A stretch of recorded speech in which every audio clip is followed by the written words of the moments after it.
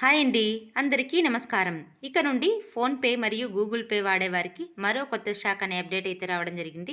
Video ఎక్కడ skip చేయకుండా చివరి దాకా చూడండి. అప్పుడే పూర్తి ఇన్ఫర్మేషన్ తెలుసుకోగలరు. అలాగే ఫస్ట్ టైం మన ఛానల్‌ని చూస్తున్నట్లయితే ప్లీజ్ సబ్స్క్రైబ్ చేసుకోండి. యునైటెడ్ పేమెంట్స్ ఇంటర్ఫేస్ చెల్లింపుల వినియోగదారుల కోసం ముఖ్య గమనిక. కొత్త సంవత్సరం తర్వాత యూపీఐ చెల్లింపు ఖాతాల ఐడి నిబంధనలను ఆర్బీఐ మార్చింది. వాటికి అనుగుణంగా లేని యూపీఐ చెల్లింపుల ఖాతా ఐడీలు రద్దు చేయబడ్డాయి. అంతేకాకుండా రోజువారీ పరిమితిని పెంచుతూ కొన్ని మార్పులు చేశారు. National payments corporation of India Google pay, PhonePe, Paytm మరియు ఇతర చెల్లింపుల యాప్లను 1 సంవత్సరం కంటే ఎక్కువ కాలం పాటు నిష్క్రియంగా ఉన్న యూపీఐ ఐడీలను డీయాక్టివేట్ చేయాలని ఆర్బీఐ బ్యాంకులను కోరింది.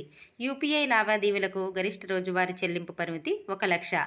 అయితే డిజిటల్ చెల్లింపులను ప్రోత్సహించడానికి ఆర్బీఐ ఆసుపత్రులు మరియు విద్యాసంస్థల కోసం చెల్లింపు లావాదేవీ పరిమితిని డిసెంబర్ 8, 2023 నుండి 5,00,000 రూపాయలకు పెంచింది.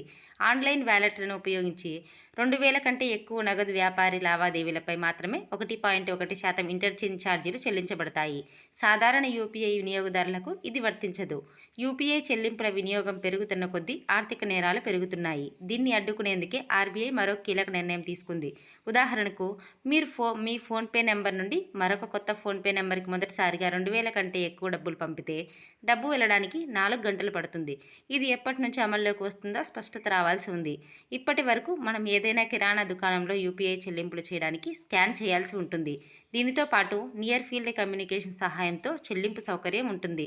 అయితే దీనికోసం యూపీఐలలో ఎన్ఎఫ్సి ఫీచర్ను మిస్ చేయకూడదు. ఇలాంటి మరిన్ని లేటెస్ట్ అప్డేట్స్ కోసం వీడియోని లైక్ చేసి షేర్ చేయండి. అలాగే ఛానల్ని సబ్స్క్రైబ్ చేయండి. Thanks for watching friends.